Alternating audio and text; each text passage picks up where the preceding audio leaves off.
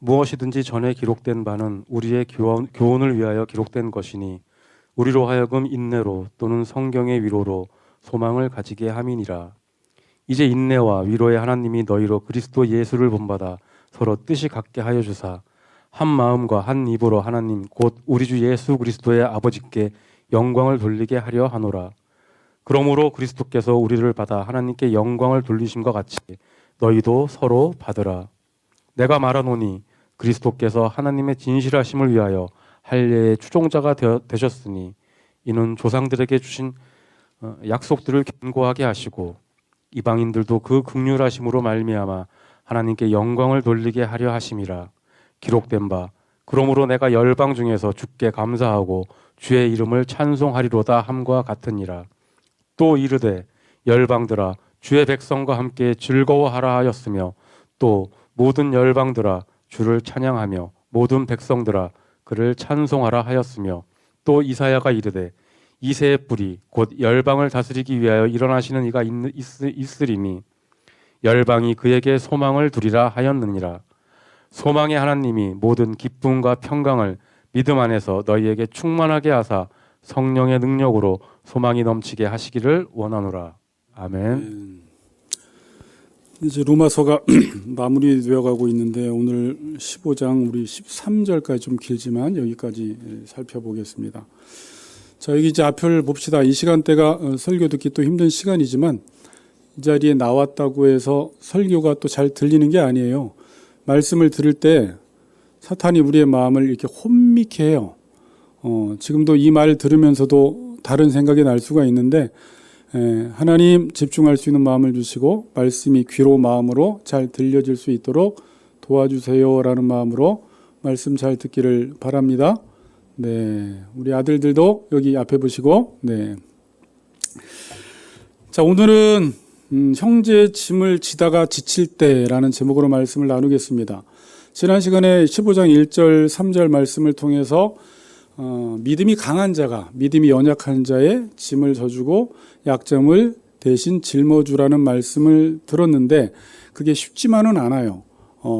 그렇게 살아가다가 우리가 비난을 받고 지칠 때 어떻게 해야 하는지에 대해서 좀 오늘 말씀을 나누어 보려고 합니다. 자, 여러분 우리가 전하는 지금 이 복음 있잖아요. 제가 복음을 전하는 거죠. 복음을 전하고 여러분들은 복음의 말씀을 듣는데 이게 별거 아닌 것처럼 보이고 미련해 보이지만 이 복음은 말 그대로 복음, 굿뉴스, 이 세상에서 가장 좋은 소식이에요. 유일한 소식이에요. 그 어디서도 들을 수 없는 소식입니다. 자, 이게 좋은 소식입니다.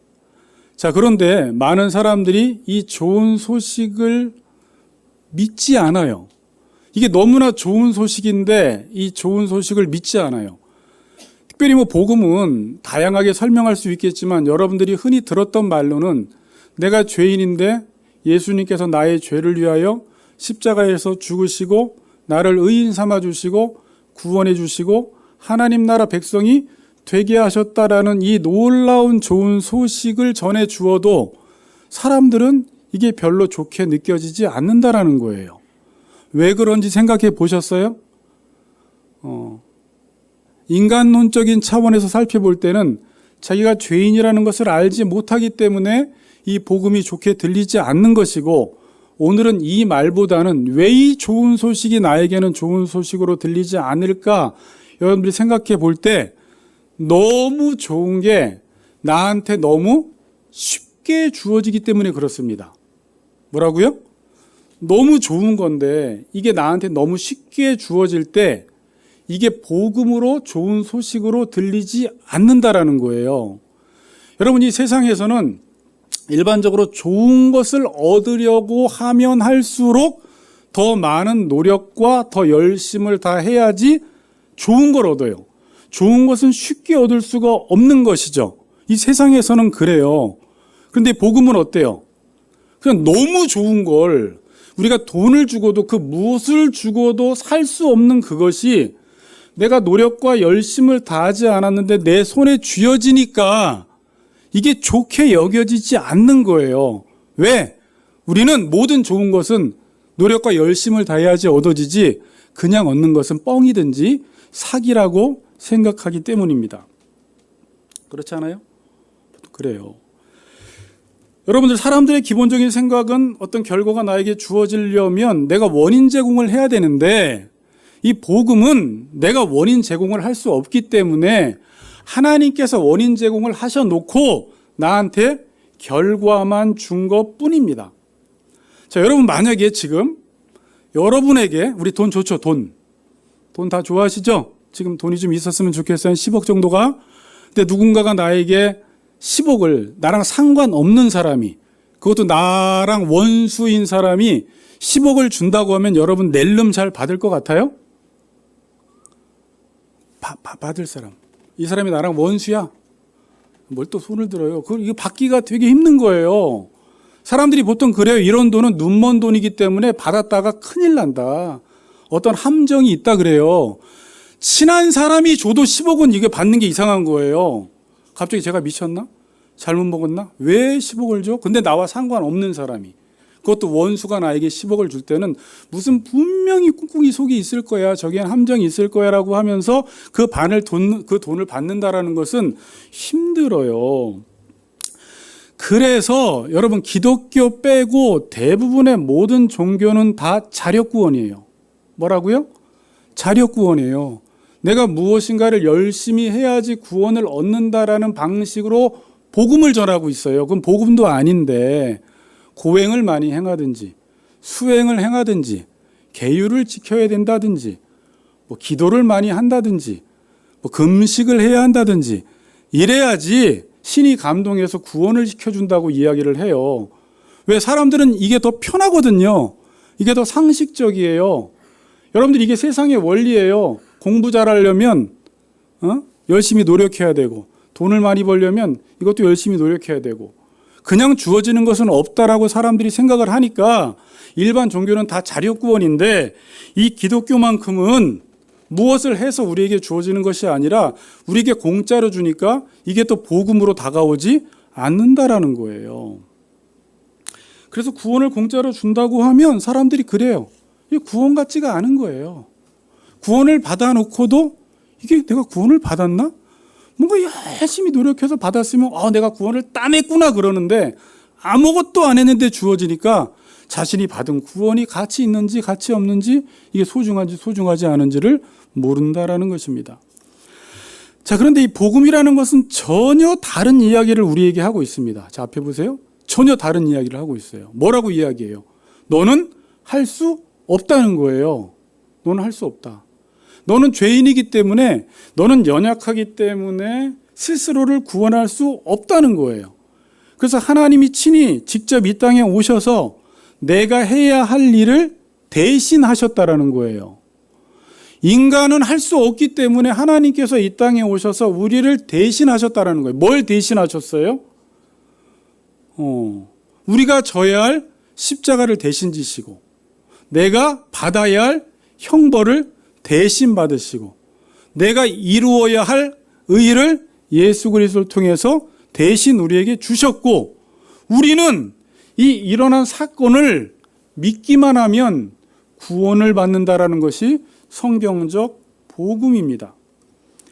자, 그런데 우리는 무엇을 해야지 얻는다라는 이 생각을 버리지를 못해요. 뭘 얻으려면 뭘 해야지 얻지, 그냥 얻는 건 사기다라는 거예요. 무엇을 해야지 얻는다라는 것이 우리 몸에 장착되어 있기 때문에 사람들은 종교보다 오히려 복음을 더 어려워해요. 오히려 종교를 더 좋아해요. 종교는 뭐예요? 자력구원. 열심히 하면 네가 구원을 따낼 수 있어라고 하는 것이 사람들에게 훨씬 더 쉽게 다가온다라는 것입니다. 그리고 너는 하나님이 모든 원인 제공을 다 했으니까 너는 결과만 가져라는 게 오히려 우리에게, 이게 한편으로는 쉬운데 한편으로는 인과율로 모든 것을 생각하는 인간에게는 이 복음이 훨씬 어렵게 느껴진다라는 거예요. 여러분, 그래서 사람들을 만나서 복음을 전하다 보면 뭐라도 해야지 받지 어떻게 그걸 그냥 받냐라는 거예요. 여러분, 제가 교회에서 사역을 하다 보면 교인들 중에도 이걸 또 목사님이 또 이렇게 악용하는 경우도 있고요. 교인들이 자꾸 뭐라도 해야지 받는 줄 아니까 그럼 뭘 해야지 받는다라고 또 속이는 경우도 있어요. 그래서 교인들 중에도 구원을 받기 위해서 지금도 열심히 교회 다니는 사람이 있어요. 그러니까 하나님의 자녀가 됐기 때문에 하나님의 자녀로서의 삶을 사는 게 아니라 내가 교회를 다니건 헌금을 하건 기도를 하건 선행을 하는 것도 구원받는 차원에서 하는 사람들이 훨씬 열심히 한단 말이에요. 그리고 오랫동안 교회를 안 나오다가 여러분 그런 거 느꼈죠? 우리가 이제 나올 수 있잖아요. 나올 수 있는데 야, 너 하나님이 너를 다 받아주셨으니까 지금 10년, 20년 동안 교회를 안 나왔어도 지금 나와도 하나님이 너를 얼마든지 다 받아주실 수 있어. 하나님은 기다려주시는 분이고 사랑이 풍성하신 분이야 라고 말해도 스스로 어떻게 생각해요? 내가 어떻게 염치 없어서 어떻게 하나님 앞에 설 수 있겠냐라는 거예요. 뭐래도 해놓고 하나님 앞에 가겠다라고 하는 거예요. 그게 하나님을 기쁘시게 하는 것 같지만 그게 상당히 하나님을 슬프게 하는 행동입니다. 제가 지금 이 이야기를 왜 하냐면 여러분 이 복음은 이 십자가는 성경에서 이렇게 말해요. 고린도전서 1장 23절에 유대인들에게는 꺼리끼는 것이요 이방인들에게는 미련한 것이다 라고 말합니다. 예수님이 우리를 대신해서 십자가를 지셨는데 이 십자가를 믿지 않고 오히려 그 십자가를 미련하게 본다라는 거예요. 사람들이. 무슨 말인지 알아요? 예수님이 여러분들을 위해 십자가 지셨으면 너무나 좋은데 이 십자가를 사람들은 어리석게 보고 미련하게 보는 것입니다. 우리도 자 이제 여기부터 본론 들어갑니다. 마찬가지로 지금 지난 시간에 15장 1절에서 3절에 믿음이 강한 자가 믿음이 연약한 자의 짐을 져주면 여러분 일반적으로 세상은 강한 자가 약한 자를 억누르는데 만일 어떤 강한 사람이 나를 섬겨주고 나를 사랑하고 나에게 호의를 베풀어 주면 그 사람을 사람들이 한편으로는 좋아하지만 한편으로는 비난을 한다라는 거예요. 우리가 복음적 삶을 살아가면 그래서 3절 말씀이 어떻게 끝났어요? 지난주에. 예수님이 우리를 위해 십자가를 지셨을 때 사람들이 예수님을 그렇게 호의적으로 받아들인 것이 아니라 예수님을 비난하고 비방하고 모욕을 했다라는 거예요. 마찬가지로 우리도 예수님 비슷하게 살아가면 예수님 따라서 살아가면 사람들에게 호의를 베풀고 잘해주고 약한 사람들을 돕고 십자가를 져주고 그 사람을 섬기기 시작하면 사람들이 우리에 대해서 호의를 보이기보다는 비난하고 비방하고 저 사람 왜 그러지? 라고 하면서 오해를 한다라는 거예요. 그래서 오늘 본문이 주어지는 거예요. 제가 지난 시간에 결론전에 어떻게 끝났어요? 여러분 이렇게 비난을 받을 때 이제 우리가 어떻게 해야 하느냐 그 내용이 오늘 4절, 5절, 6절 이하에 기록되어 있습니다. 왜 오해를 받을까요? 우리가 남들에게 복음적인 삶을 살아가고 그들의 짐을 져주고 십자가를 져주고 그들을 섬기고 도와주면 왜 사람들이 우리를 오해할까요? 여러분 일반적으로 이 세상에서는 짐을 져줘요? 아니면 내 짐이 있으면 상대방에게 막 떠맡겨요? 세상은 그렇죠. 어떻게 해서든지 책임지지 않으려고 합니다. 기독교는 책임지라는 거거든요. 근데 세상은 어떻게 해서든지 내가 짐을 져주는 것이 아니라 세상은 내 짐을 상대방에게 떠맡기려고 해요. 여러분 왜 사람들이 자꾸 다투고 싸워요? 서로 짐진다고 하면은 다투고 싸울 일이 없어요. 그런데 가까운 사이에서도 부부관계 속에서도 왜 자꾸 싸워요? 네가 잘못했잖아. 서로 짐을 미루고 회피하고 자기가 책임지려고 하지 않기 때문에 계속 싸우게 되는 거예요. 그런데 만일 어떤 사람이 여러분 이 세상에서 나가서 여러분들이 계속 그렇게 호의적인 삶을 예수님처럼 살아가면 쟤 왜 이러지? 그러니까 이제 농담식으로는 잘못 먹었나? 아니면 미쳤나? 뭐 이런 이야기를 하다가 야, 너 왜 그 자매한테 그 형제한테 그렇게까지 해? 너 뭐 좋아하는 거 있어? 아니면 뭐 그 형제한테 받아낼 거라도 있어? 사람들이 이것을 고운 시선으로 보지 않는다라는 거예요. 여러분 어때요? 야, 너 그 사람한테 안 해주어도 너한테 뭐라고 할 사람? 아무도 없어. 그냥 너나 잘 챙기고 살아가. 사람들이 이런 말을 한다라는 거예요. 특히 예수님은 여러분 왜 그렇게 오해와 비난을 받았을까요? 예수님이 이 땅에 오셔서 자칭 자기 자신을 누구라고 하셨어요? 하나님이라고 하셨어요? 유대인의 왕이라고 하셨습니다. 메시아라고 하셨습니다. 그럼 사람들은 기대치라는 게 있어요. 메시아가 이 땅에 오셨으면 메시아는 이렇게 살아야 되라는 기대치가 있는데 예수님은 이 땅에 오셔서 어떻게 살아가세요? 우리를 위하여 십자가를 지시는 거예요. 자신의 자유와 권리를 다 포기하시는 거예요. 메시아라고 하는 분이 우리를 대신해서 십자가 형벌을 받으시는 것입니다. 그러니까 세상 사람들의 눈으로 볼 때는 하나님의 아들 같지가 않은 거예요. 근데 원래 성경에서는 그렇게 살아가는 게 하나님의 아들의 삶이에요. 섬기는 삶이, 사랑하는 삶이, 십자가의 삶이 하나님의 자녀의 삶인데 세상 사람들이 볼 때는 하나님의 아들이라고 하면서 어떻게 저렇게 십자가 지는 삶을 살아가? 라고 하면서 이해하지 못하는 것입니다. 그럼 사람들은 하나님의 아들이면 어떻게 살아가야 한다고 생각을 해요? 강해야 한다고 생각을 하는 것입니다.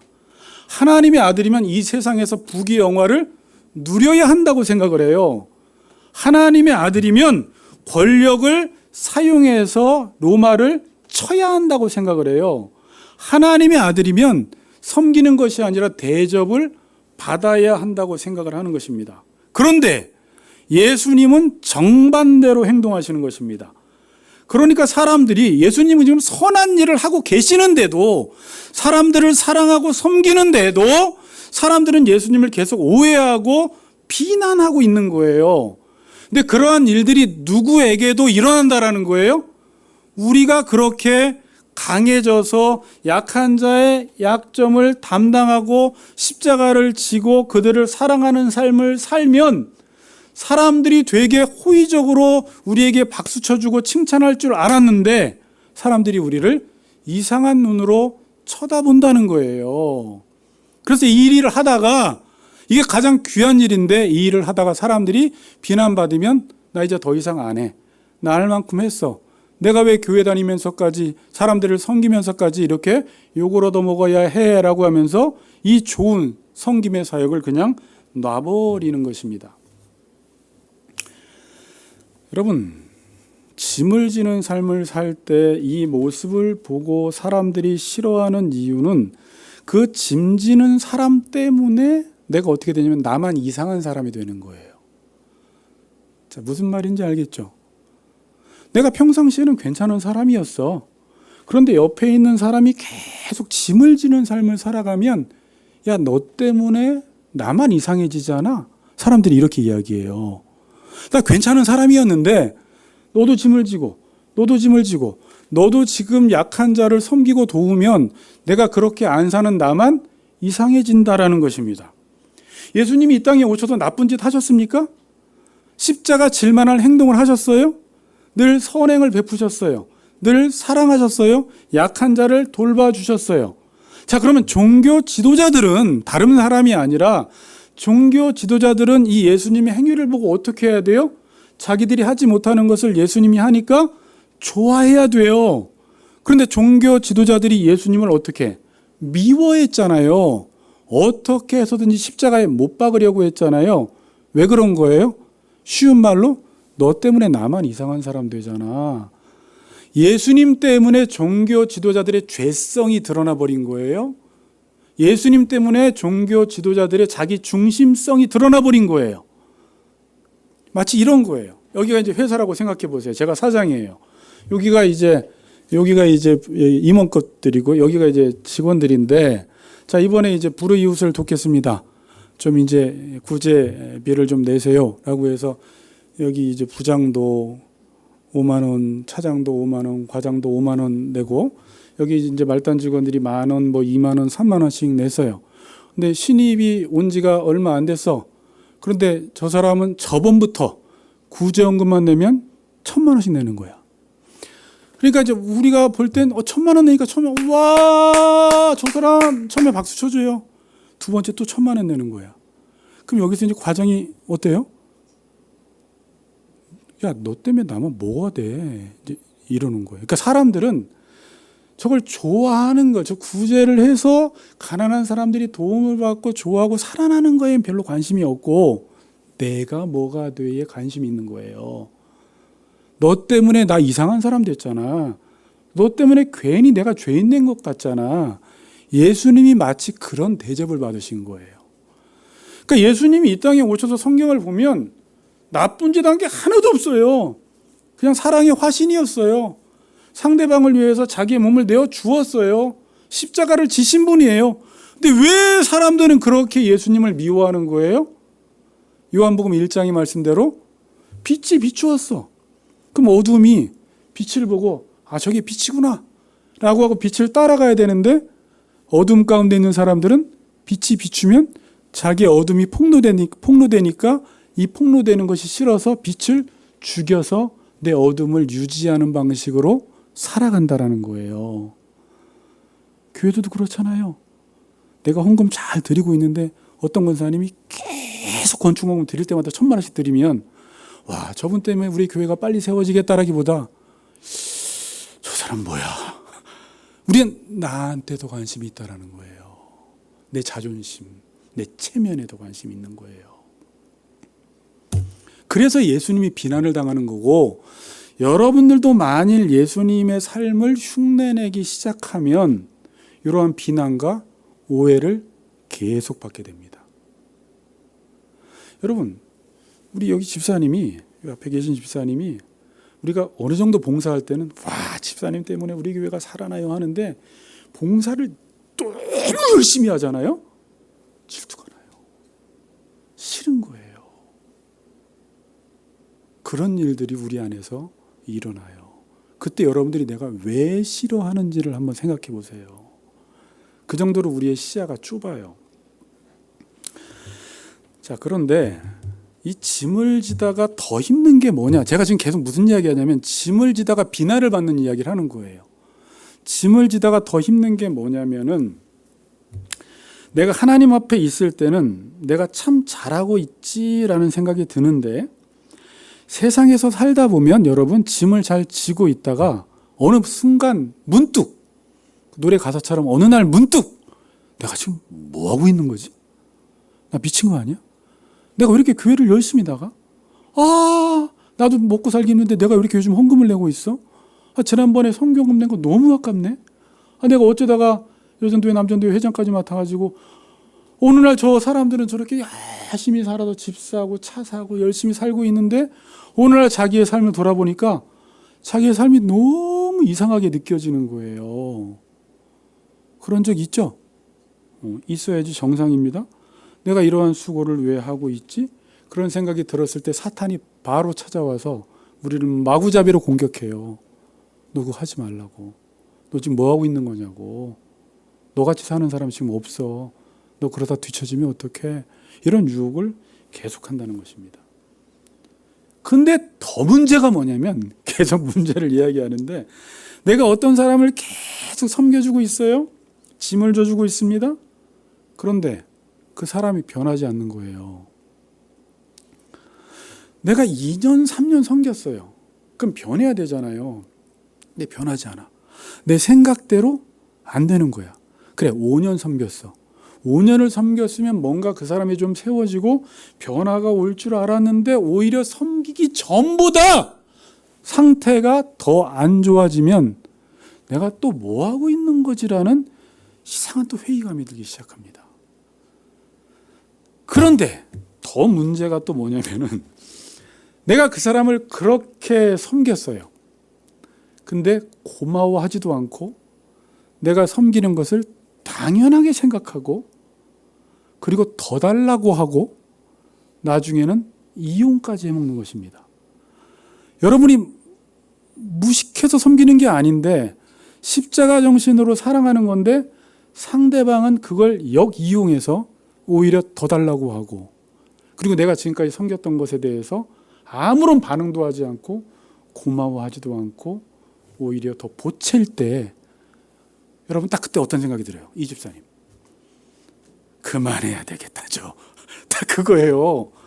거기서 딱 우리 속에 드는 생각은 나 여기까지야. 어떻게 저럴 수가 있어? 내가 지금까지 5년, 10년 동안 섬겼는데 나를 이용하려고 하는 그 사람을 보았을 때 이건 아니다. 그만해야 되겠다라는 생각이 듭니다. 그리고 여러분, 그만해야 할 때도 있습니다. 모든 지체에게 이렇게 할 필요는 없어요. 그리고 여러분들은 그렇게 할 수도 없고 그럴 힘도 없습니다. 제가 지금 말씀드리는 것은 내가 지금 이 한 대상을 섬기는 것은 내가 섬기기보다는 어떤 하나님의 강권적인 밀어붙임에 의해서 할 때가 있어요. 그럴 때가 있죠. 기도만 하면 생각이 나. 그 사람을 보면 내 책임 같아. 내가 기도 안 해서 그런 것 같아. 기도만 하면 내가 저 사람을 섬겨야 되는 게 다른 사람은 다 마음 편안하게 보고 있는데 내 숙제로 여겨지는 거예요.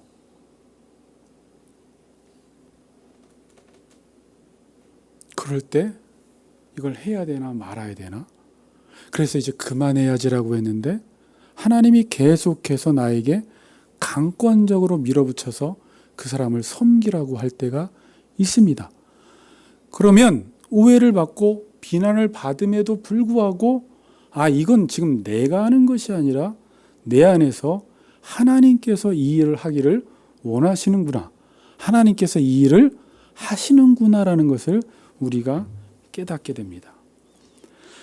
자, 여러분 지금 제가 위에서 말씀드렸던 부분 있죠? 우리가 어떤 지체 때문에 힘들었던 부분들, 그 지체를 섬겼는데 그 지체가 나를 이용하고 고마워하지도 않고 막 그렇게 할 때 여러분 우리는 그만해야 되겠다라고 하지만 우리가 하나님 앞에서 그랬다라는 거예요.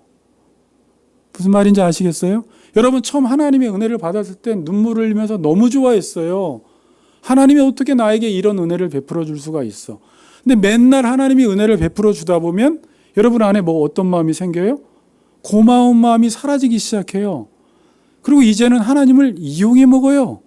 더 달라고 해요. 안 주면 하나님 욕해요. 그때 하나님이 어떻게 했어요?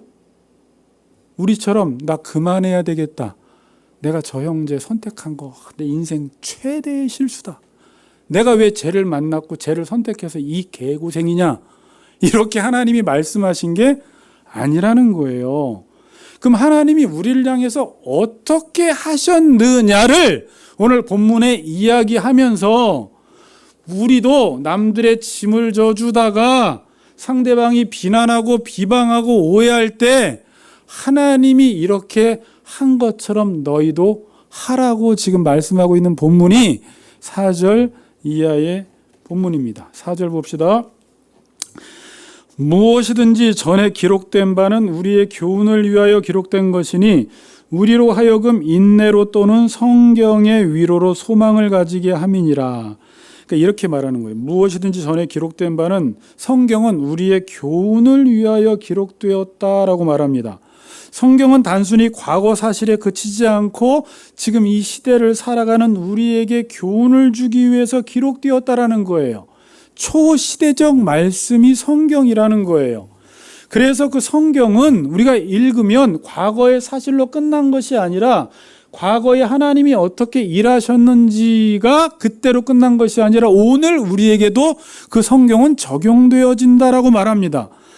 그래서 우리로 하여금 보세요. 인내로 또는 성경의 위로로 소망을 가지게 함이니라.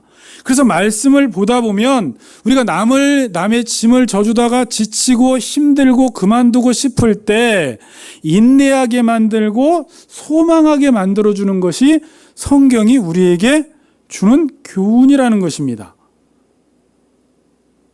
자, 그러니까 어떻게 했다는 거예요?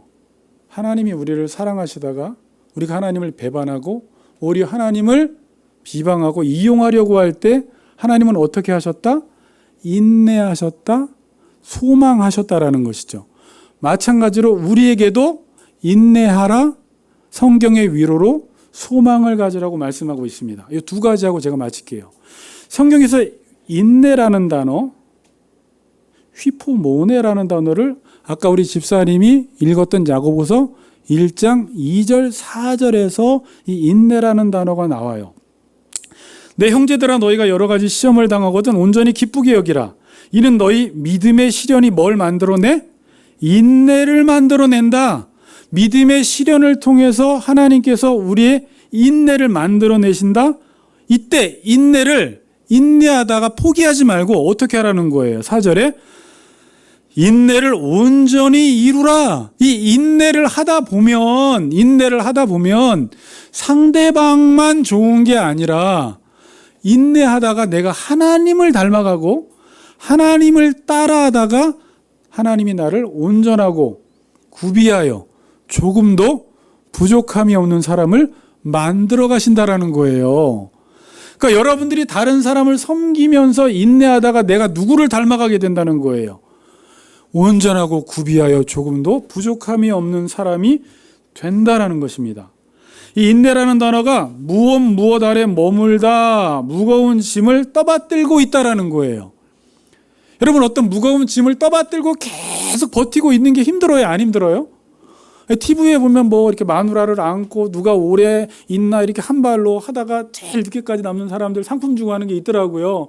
막 부들부들 떨다가 끝까지. 이게 인내라는 거예요. 무거운 짐을 떠받들고 있는 거예요. 우리가 이렇게 세워질 수 있었던 것은 하나님이 우리를 포기하셨으면 그냥 우리의 상태만 보고 포기했으면 벌써 죽었어요, 여러분. 저 죽고 집사님 죽고 다 죽었어요, 지금. 근데 하나님이 어떻게 하셨어요? 그렇게 하나님을 이용해 먹는데도 하나님은 참으셨다라는 거예요. 여러분 사랑의 속성 중에 첫 번째가 뭐예요? 사랑은 언제나 오래 참고예요.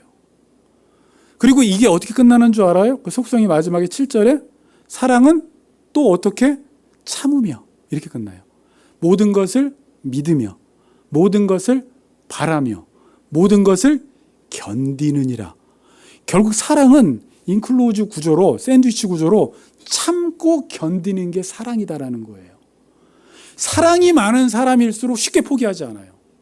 사랑이 많으면 이 사람의 약점을 쉽게 먼저 판단하지 않아요. 정죄하지 않아요. 어떻게 한다고요? 참고 인내하며 기다려줘요. 그러니까 우리가 어떻게 됐어요? 하나님이 기다려주니까 그 하나님의 사랑에 나중에 우리가 감동하고 감격해서 훗날에 주 앞에 다 나와서 오늘 우리 여러분들이 이렇게 서 있는 거잖아요. 그렇잖아요. 그러니까 너희들도 누군가를 섬기다가 누군가의 약한 자의 짐을 져주다가 반드시 그 사람이 오해할 거다. 착한 일 하는데도 비난할 거다. 비방할 거다. 그때 나 할 만큼 했어? 나 이제 안 할 거야. 내가 왜 저 사람 때문에 이렇게 욕을 얻어먹어야 돼? 라는 말 하지 말고 그때 하나님이 우리를 향해서 인내하셨던 것을 생각하며 너희들도 무엇 무거운 짐 아래 오랫동안 머무는 게 힘들지만 뒤에 말씀드리지만 인내는 우리가 하는 게 아니에요. 하나님이 인내하게 만들어주세요. 그러면서 내가 그 사람을 위해서 인내하다 보니까 내가 성숙해져 간다라는 거예요. 이 일들을 하나님이 이루어 가시는 것입니다. 아까 집사님 뭐 차에서 오다가 우리 교회는 기다려주는 게 뭐 특징이다. 참 좋은 특징을 말씀해 주셨어요. 정말 우리 교회가 그렇게 됐으면 좋겠어요. 왜? 기다려주는 게 제일 힘들어요. 사람을 섬기다가 우리는 포기하고 싶어요. 내 자존심 다 무너져요. 그 사람 앞에 다가가는 자체가 너무 힘들어요.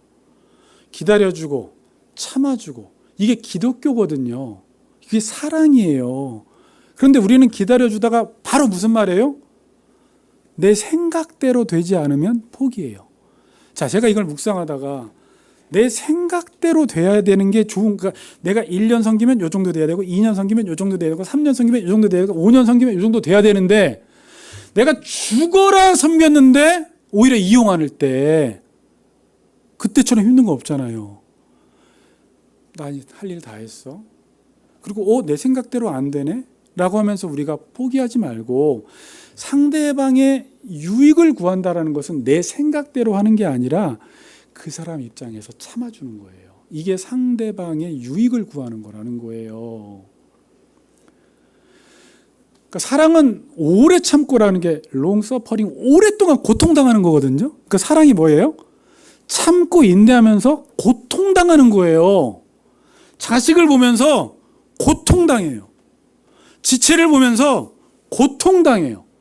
근데 내가 참고 고통당한 것만큼 상대방이 성숙해요. 뭐라고요? 내가 참고 고통당한 것만큼 상대방이 성숙하더라는 거예요. 이게 인내입니다. 그리고 우리에게 뭘 하라고 하냐면 다음에 성경의 위로로 소망을 가지게 하려 한다라고 말하고 있습니다. 여러분, 소망 그러면 뭐예요? 보통 자기 힘들 때 스스로 되뇌이는 거 있잖아요. 변하겠지, 잘 되겠지, 언젠간 되겠지라고 하는데 그 생각이 금방 무너져요. 확신이 없거든요. 그러니까 성경의 엘피스라는 이 소망이라는 단어는 막연한 희망사항이 아니에요. 자, 성경의 소망은 하나님께서 미래에 그분의 언약대로 확실히 이루실 것을 믿는 게 소망이에요. 그러니까 제가 저 지체를 계속 섬기다가 지치잖아요. 저 지체는 절대 변화될 것 같지 않은 거예요. 그럼 그때 어떤 소망을 가져요? 내가 할 일은 그냥 지체를 섬기는 거예요. 섬기다 보면 이 일은 누가 하신다? 하나님이 때가 되면 저 지체를 바꾸신다는 거예요. 근데 그 때가 내 때랑 하나님의 때가 달라요. 그래서 우리가 넘어지는 거예요. 왜 내 뜻대로 안 되지? 왜 내 생각대로 안 되지? 나는 왜 자녀를 위해서 이렇게 기도하고 부모를 위해서 이렇게 기도하는데 왜 생각대로 안 되지? 포기해버려요. 여러분, 포기했다면 다시 소망을 붙드시기를 바랍니다. 아멘? 언제? 하나님이 반드시 때가 되면 하나님께서 하나님의 언약대로 이루신다라는 소망을 가지라는 거예요. 자, 그러니까 아까 고린도전서 13장 7절에서 사랑은 모든 것을 참으며, 두 번째, 모든 것을 믿으며, 모든 것을 바라며, 이게 소망이에요. 모든 것을 견디느니라. 이게 사랑의 속성, 오래 참고 견디고 바라고 믿어주는 것입니다. 그리고 하나님께서 위로의 하나님이라고 말씀하고 계세요. 본문 보세요. 무엇이든지 전에 기록된 바는 우리의 교훈을 위하여 기록된 것이니 우리로 하여금 인내로 또는 뭐라고요? 성경의 위로로 소망을 가지게 함이니라. 제가 밑에 구조를 안 읽었는데 똑같은 말씀이 나와요. 이제 인내와 위로의 하나님이라고 말하고 있죠. 그러니까 하나님이 뭐 사랑의 하나님, 거룩한 하나님, 전능하신 하나님이라고 보통 표현하는데 오늘 본문에서는 어떻게 표현해요? 하나님이 인내하시고 위로해 주시는 하나님이라는 거예요. 그럼 이제 위로라는 게 뭘까요? 이게 이제 파라클레토스라는 게 성령님이 헬라어로 파라클레토스, 파라가 곁에서예요. 전치사로. 곁에서 위로해 주는 분, 돕는 분이 성령님인데 이 단어 위로라는 단어가 파라클레세오라는 단어예요. 그러니까 그냥 우리가 위로는 그냥 괜찮아라고 하는 게 아니라 성령께서 여러분들이 남의 짐을 짊어지고 있을 때 곁에 서서 붙들어주는 분, 우리에게 힘을 주는 분이세요. 그러니까 여러분들이 다른 사람들의 짐을 져주는 건 여러분의 힘으로 하는 게 아니라 성령께서 우리를 위로해 주시는데 그 일을 해나갈 수 있도록 어떻게? 우리를 붙들어 주시고 우리에게 힘을 주신다라는 거예요. 그래서 십자가를 지는 사람은 압니다. 이건 내 힘으로 하는 게 아니야. 이건 성령께서 나에게 힘을 주시고 나를 붙들어 주셔서 내가 지금 저 사람을 섬길 수 있다라는 것을 자신은 알아요. 이건 내 힘으로 하는 게 아니야. 하나님이 지금 위로해 주시는 거예요. 세 가지 뭐예요? 두 가지인데 인내하고 소망하라는 거죠. 이렇게 살아갈 때 하나님이 우리를 붙들어 주시고 힘을 주셔서 계속 십자가를 질 수 있도록, 약한 자의 짐을 질 수 있도록 우리를 도와주신다라는 것입니다. 자, 5절 봅니다. 이제 인내와 위로의 하나님이 너희로 그리스도 예수를 본받아 서로 뜻이 같게 하여 주사. 이 뜻이 같다라는 말은 우리는 무조건 그냥 생각이, 모든 성도들이 생각이 다 같아지라는 말이 아니라 예수 그리스도를 본받아, 그러니까 예수님과 관심의 방향이 같아지라는 거예요. 그러니까 우리 지체들이 생각이 다 다른데 예수님의 관심의 방향과 같아지는 거예요. 예수님이 한 영혼에게 관심이 있다면 나도 한 영혼에게 관심을 두고, 예수님이 사랑하고 짐을 지는 일에 관심이 있다면 여러분들도 여기에 관심을 두고, 예수님이 인내하시는 일에 관심이 있다면 여러분들도 인내하는 일에 관심을 두는 거예요. 이게 이따 끝나고 부를 찬양, 아버지의 마음 찬양이에요. 아버지, 당신의 마음에 있는 곳에 나의 마음이 있기를 원해요. 아버지, 당신의 눈물이 고인 곳에 나의 눈물이 고이길 원해요. 아버지, 당신이 바라보는 영혼에게 나의 두 눈이 향하길 원해요. 아버지, 울고 있는 이 어두운 땅에 나의 두 발이 향하길 원해요.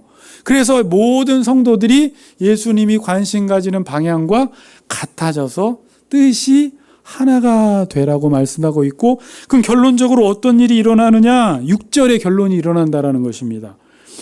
한 마음과 한 입으로 하나님 곧 우리 주 예수 그리스도의 아버지께 영광을 돌린다라는 것입니다. 여러분, 교회가 요즘 많은 교회들이 싸우고 분쟁이 일어나고 교회에서 안 좋은 일들이 많으니까 하나님을 드러내지 못하는데, 교회에서 모든 성도들이 십자가 지는 삶을 살아가며 한 성도들을 향하여 인내하며 견디는 삶을 살아갈 때 믿지 않는 사람들이 교회를 보고 어떻게 하겠어요? 저 교회는 참으로 하나님이 사랑하시는 교회다. 뭐가 드러나요? 하나님의 영광이 결론적으로 드러난다라는 것입니다. 그리고 오늘 13절까지 읽었는데 이걸로 결론을 지을게요. 자, 13절 정리할게요. 제가 로마서 15장 1절 3절은 약한 자의 짐을 담당하라는 것이죠. 4절에서 6절은 내가 할 수 없고 그걸 누가 가능하게 하신다? 하나님께서 가능하게 하신다라는 것이죠. 인내할 수 있는 마음, 소망의 마음을 주셔서, 그리고 결과는 뜻이 같아지고 교회가 하나님께 영광이 된다라는 것입니다. 그러면서 결론을 내려요. 결론이 7절. 그러므로 그리스도께서 우리를 받아, 여러분, 연약한 여러분들, 원수 같은 여러분들을 다 받아들이셨죠. 예수님께서. 그렇게 받아서 하나님께 영광을 돌리신 것과 같이 너희도 서로 모든 사람들을 다 받아들이라는 거예요. 연약한 사람이나 강한 사람이나 가난한 사람들이나 부자나 누가 있든지 교회에서 모든 사람들을 다 받으라 라고 지금 말씀하고 있는 것입니다. 여러분, 자, 결론입니다. 이 14장, 15장은 지금 제가 그 시대적 배경은 그때 이야기하지 않았지만 지금 유대인과 이방인들이 섞여 살면서 나타났던 문제들을 이야기하는 거예요. 이방인들이 갑자기 교회에 들어왔어요. 그러니까 믿음이 약한 이방인들이 들어오게 됐죠. 그때 어떤 문제들이 있었어요? 음식 문제, 우상숭배에게 드린 제물 문제, 절기 문제, 율법 문제. 그럼 이 연약한 사람들을 정죄만 하지 말고 유대인들 너희들이 강하냐? 하나님이 율법을 받은 자로서 그 약한 이방인들의 짐을 감당해 주어라. 계속 갈등 일으키지 말고 충돌하지 말고 유대인 너희들이 이방인들을 받아들여 주라. 약한 사람들을 교회에서 다 받아들여 주라는 거예요. 그렇게 해서 어떻게? 하나님께 영광을 돌리라는 것입니다. 그래서 뒤에 여러분이 읽으면 참 어려운데 그래서 이런 찬양이 나오는 거예요. 9절부터. 그래서 이방인들도 그 하나님의 긍휼하심으로 말미암아 하나님께 영광을 돌리게 된다는 것입니다. 그러면서 이사야서 시편을 인용하면서 이방인들아 열방들아 주의 백성과 함께 즐거워하라. 11절에 또 모든 열방들아 주를 찬양하며 모든 백성들아 그를 찬송하라. 그러니까 하나님이 원하시는 건 뭐예요? 유대인이나 이방인이나 강한 자나 약한 자나 교회 안에서 모든 사람들을 다 받아주어서 그 모든 사람들이 다 하나님을 찬양하는 공동체가 되기를 원하시는 거예요. 그래서 하나님께 찬양하라는 내용으로 마무리가 되고 있는데 저는 이 13절은 여러분들이 외웠으면 좋겠어요. 저도 이걸 외워야 되겠다라고 생각을 했는데 또 소망에 대해서 나옵니다. 이거 읽고 마칩시다. 자, 소망의 하나님이 어떤 하나님이세요? 소망의 하나님이 모든 기쁨과 평강을 믿음 안에서 너희에게 충만하게 하사 성령의 능력으로 소망이 넘치게 하시기를 원하노라. 이런 십자가의 짐을 지는 삶을 살아갈 때, 약한 자를 섬길 때 여러분 그때 늘 무엇을 생각해야 돼요? 성령의 능력으로 소망이 넘쳐서 언젠간 하나님이 우리 교회를 통해서 놀라운 일들을 이루시겠지. 내가 지체를 섬기면 지금은 아무런 열매가 없는 것 같아도 하나님이 반드시 때가 되면 저 지체를 변화시키신다라는 소망을 가지고 믿음으로 이 강한 자가 약한 자의 짐을 담당해 주는 삶을 살라는 것입니다. 아멘. 그렇게 살아가시는 여러분들이 되시기를 주님의 이름으로 축복합니다. 아멘. 시간이 좀 갔는데 기도합시다. 잠시 한 1, 2분만